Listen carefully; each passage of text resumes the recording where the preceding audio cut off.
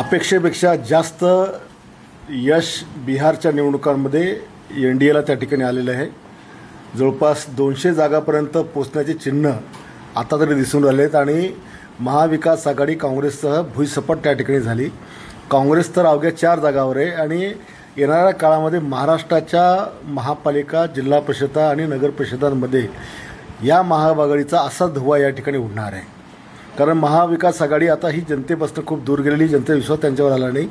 महायुती पुन्हा महाराष्ट्रामध्ये जसं यश विधानसभेला प्राप्त केलं तशाच प्रकारचं यश नगरपालिकामध्ये आणि स्थानिक स्वराज्य संस्थांमध्ये प्राप्त करेल। केलं होतं महायुतीला भाजपला, त्याच पद्धतीने बिहारमध्ये तसं काही झालं। लाडक्या बहिणीचा इम्पॅक्ट दिसूनच राहिला ना रिझल्टमध्ये।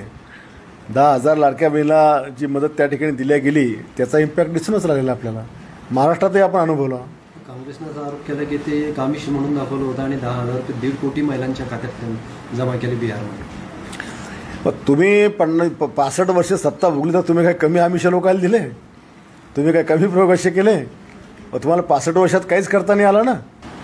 राहुल गांधीजवळ जादूच कुठे चालायला, फ्लॉप केस आहे ती। भारतीय जनता पार्टीचं एकमेव हे राहिलेलं आहे, तयार राहिलेली की छोटे छोटे पक्ष संपवण्याची त्यांची तयारी होती।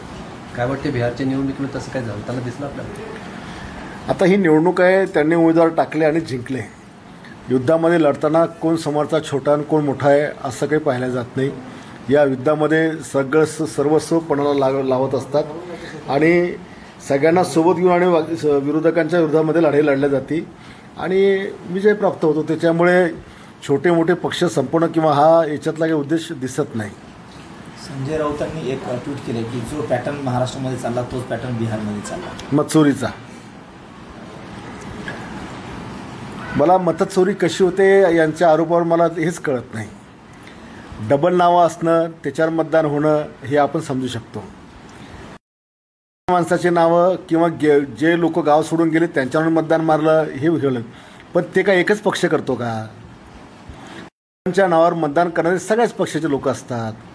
डबल मतदान करणारे बऱ्यापैकी हे काँग्रेस महाविकासचेच नाव मतदान आहे, हे मी वारंवार सांगितलं।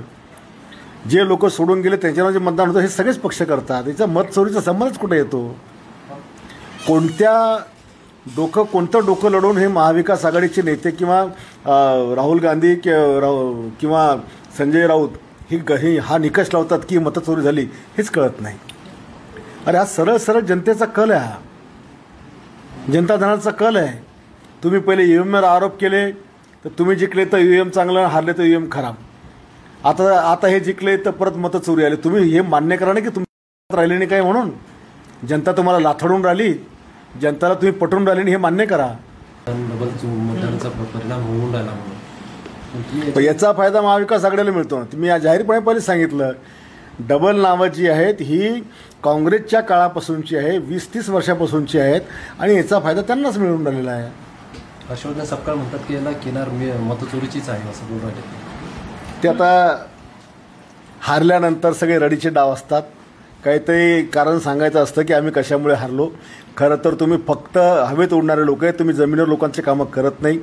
भारतीय जनता पार्टी, शिवसेना हे सगळे पक्ष जमिनीवर काम करून राहिले आहेत। मागच्या 15-20 वर्षामध्ये त्या मुख्यमंत्र्यांनी बिहारच्या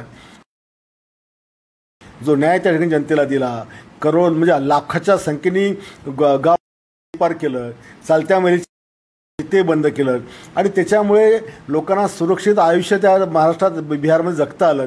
आपणही भारतामध्ये सगळ्यात सांगायचो की बिहार खूप डेंजर स्टेज आहे, बिहारमध्ये खूप इकडचे लोक गेले की त्यांना आज त्या माणसाने ते बिहार लाईनवर आणलं, हे तिथल्या जनतेला पटवून राहिलं। तुम्ही हे काम मान्य करत नाही।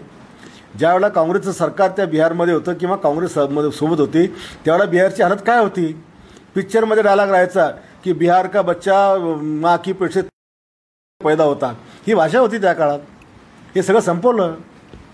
काँग्रेसचा आरोप असा आहे की आजही बिहारमध्ये 80% मला वाटतं जेवढा कंट्रोलमध्ये नितीश कुमारने केला हे बिहारच्या आणि भारतातल्या राजकारणामधलं सगळ्यात मोठं प्रमाण त्या ठिकाणचं आहे की त्यांनी कंट्रोल केला।